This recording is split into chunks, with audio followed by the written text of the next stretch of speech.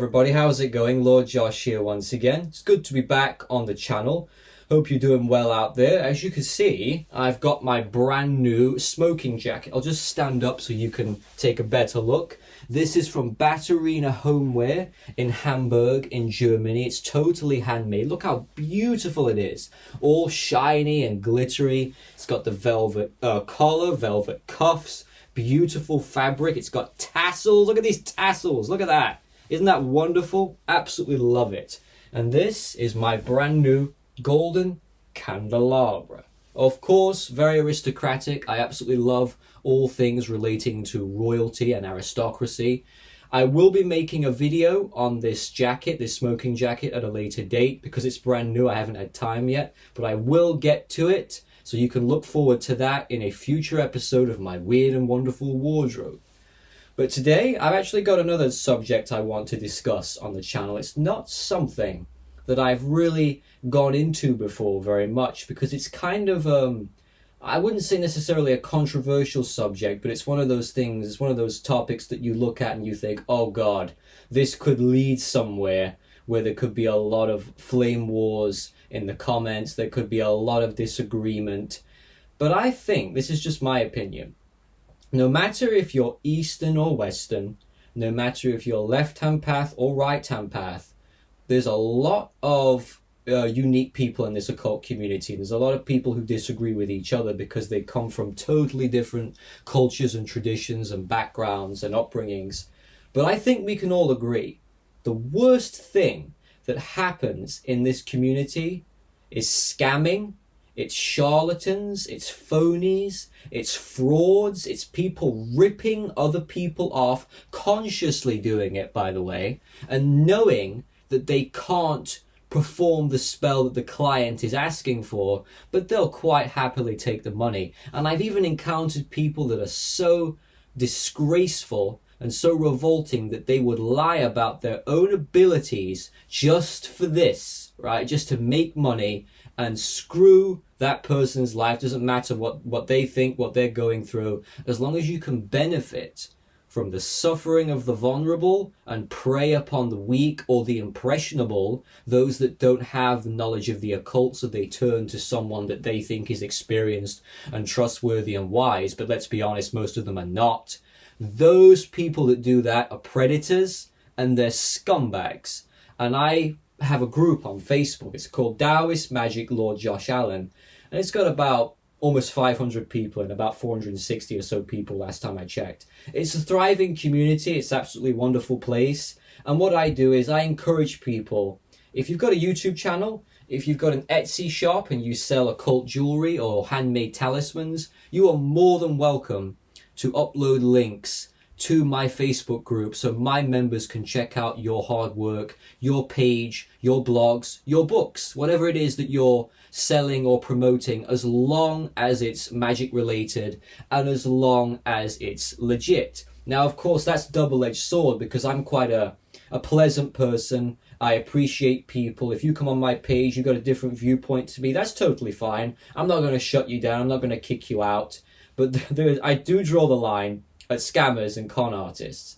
And in the last couple of months, I've noticed on my group, I've had a few people on that are uploading links to their pages for their services that are obviously not legit, judging by all the reviews and my own personal experience with some of them, ripping people off and making money out of it. Shame on you for doing that. And you know who you are. Shame on you. You should be ashamed of yourself. You should be embarrassed. So in this community, we have a lot of people who do this. And let's be real. Every single group has it.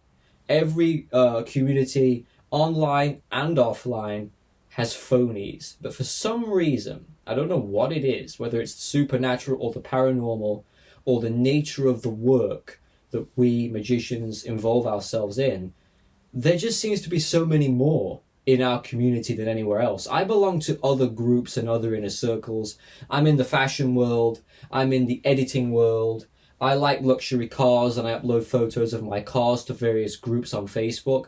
But let me tell you, all those different communities, compared to the occult one, There's so many more frauds in the magic circles than there are anywhere else, and it's crazy. They seem to thrive here, and weirdly people seem to turn them a blind eye, which is what enables them to continue doing their work, because nobody calls them out. Nobody says, hey, hang on a second, you ripped me off. You shouldn't have done this. They just seem to get away with it. It's wrong. It's totally wrong. And if you see it, anybody out there, doesn't matter who you are, if you're not popular, if you haven't got a large social media following, that's irrelevant. If you see something wrong, you call it out, because people deserve this, in my opinion. So what I'm going to do now, I'm going to share with you a personal experience I had about 8 years ago. I think it was in late 2012. I was at a fun fair, an amusement park. And in this country, when you're at a fair, they'll have the rides, the amusements, the hot dog stands and all that, but they'll also have these caravans, or as the overseas people in America might know them as trailers, where a lot of psychics and mediums and people who read your aura, and they can read your palm and tea leaves, and they do tarot. They'll have these kind of witches and these pagans in various areas of the amusement park. So I had no intention this time around of going there for that purpose. I was just looking around. I like the colourfulness of the area and the rides, and I like the food and whatnot. And I just saw this caravan. It was highly decorated, as they all are. It was bright purple, had sort of sequins on the door, and it says, come in to have your fortune told by an expert. And it was this lady. She was at the door, sort of beckoning people to come in. And for some reason, I'd seen these a whole bunch of times before, because I used to go to fairs quite a bit. I'd seen them all the time, but I'd never really thought twice about going into one. So I thought, what the heck, it's an experience. I was just around this time starting to take magic more seriously. So I was thinking, well, maybe I know enough now, whereas if they start trying to pull my leg or bullshit me, I'll have enough knowledge, I've read enough books, and most importantly, I've got enough experience. Whereas if they start saying all this shit and it's not true, and I know it's not true, I'll call it out. So I was kind of going in as a person. I was nowhere near where I am now, but I had enough knowledge to be able to hold my own, so to speak, in that type of situation. So I walk in, and the first thing that hits me is the smell. She had this pot of stew, I always remember this pot of stew cooking, and she was stirring it, and it smelt disgusting, and it looked disgusting. I assume it was stew. It looked absolutely terrible. So she sat me down, and we got talking, and she says, right, here's what I want to do for you. I feel like an aura reading would be very beneficial, and also I want to communicate with a family member, contact a male figure that's coming through. So I was thinking, okay, is this going to be a bit of cold reading? Thank you, Darren Brown. I watched a lot of his videos. So I was kind of on high alert after I heard that. She says, oh, wait. She says, no, I've got a female figure coming through. She says, yes. She says, it's your aunt who's passed away. She says, do you have an aunt called Gladys that died? I says, no. I says, I haven't. I says, as far as I know, there's nobody in my family called Gladys, and none of my aunts have died. Oh, no, but there's someone here called Gladys that's connected to you. I says, well, I don't know them. I says, nothing to do with me. I don't know a Gladys. Oh, no, but there's someone here. She kept insisting. She was really trying to push it. You know, she wasn't getting these hits, and it was like, oh, yeah, that's true. Oh, my God, how do you know this? She was talking about this Gladys. And I said, look, I don't know who this is. I've never met anyone with that name. I really don't know. Then she sat down and she says, I want to tell you these things. She says, I can tell you're going to buy in the future a silver car. Wow. Oh my God, what a hit that is. So you're telling me one of the most common colours of cars in society in modern times is silver. What a freaking hit. What a genius. What a visionary. Then she says, I can also tell that you've been having a lot of money troubles recently. Now this is absolutely hilarious, because anybody who knows me knows that my family have no issues whatsoever with money at all. We're quite affluent. So her saying that was kind of the point where I thought, this is total BS. You know, I arrived in a beautiful brand new car to that fair. I thought, this is absolute nonsense. Then she was going on about saying, yes, if you carry this stone with you, you'll also find the person you're looking for, the woman of your dreams. She says, I could tell you just had a terrible breakup. And I said, no. I said, I've got to stop you there. I said, everything you've said tonight, literally everything, not one or two things, every single thing you've told me is not only completely incorrect, it's also just outright nonsense. It's not like, oh, you were a little bit off, oh, you just got that slightly wrong. It's like you're a million miles away from the truth. Literally everything she said wasn't true. And she also wasn't very perceptive, because I was wearing a freaking gold Rolex when I went to see her. So obviously I wasn't having money trouble. She wasn't really a very good reader. See, a good cold reader, an excellent cold reader, would actually look at somebody and look at their clothes they're wearing and say, this kind of person looks like he might have a bit of money. He's wearing a freaking gold watch. He's got a Rolex on. He's dressed in a suit. Maybe I shouldn't say he's having money troubles. And when they talk about, you know, Gladys is coming through, which there's no Gladys in my family at all. I asked my parents about this several times. There's nobody with that name. There was no breakup. There was never any traumatic breakup around that time or after that time. And then she's also talking about, yeah, she says, I can tell that you're frightened of the supernatural. I said, well, that's funny. I'm an occultist. I'm frightened of the supernatural, am I? But I'm a magician. I'm an occultist. I practice ceremonial magic. And as soon as I said that, her demeanor changed. So she started off as a very pleasant, nice lady who was kind of, you know, fishing me in, trying to get me in, trying to get me to take the bait, getting a bit pushy at times with her readings, but overall nothing too intense. Then as soon as I said I was a ritual magician, she says, that's why it's not working. It's not working because you're pushing it away. You've got so many different energy currents, she says, going around you at all times. She says, it's like there's too many Wi-Fi signals.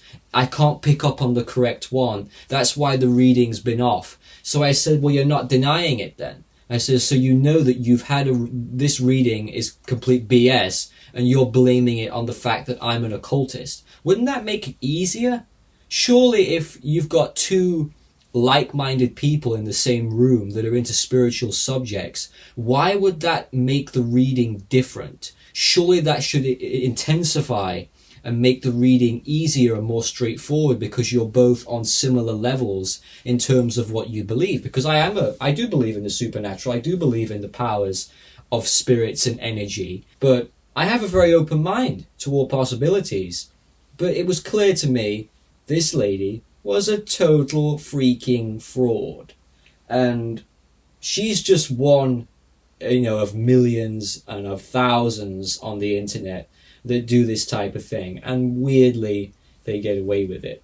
So I left that experience having no knowledge of things that would be up and coming. She also said, she did tell me one thing. She says, in the future, she says, you'll have a lot of really good health, which she got that wrong because my health is terrible. She's like, oh, you don't have to worry about that. Yeah, your health's going to be great. Your finances are going to suffer, but your health's going to be great. Well, the opposite is true. My finances are freaking brilliant, but my health is shit. So, like I said, that whole thing for me, it completely soured the experience, and I've never had a psychic reading done since then in real life or on the internet. Because I do have some very, very, very serious trust issues with people like that. Now, I know there's some of you out there that are absolutely brilliant.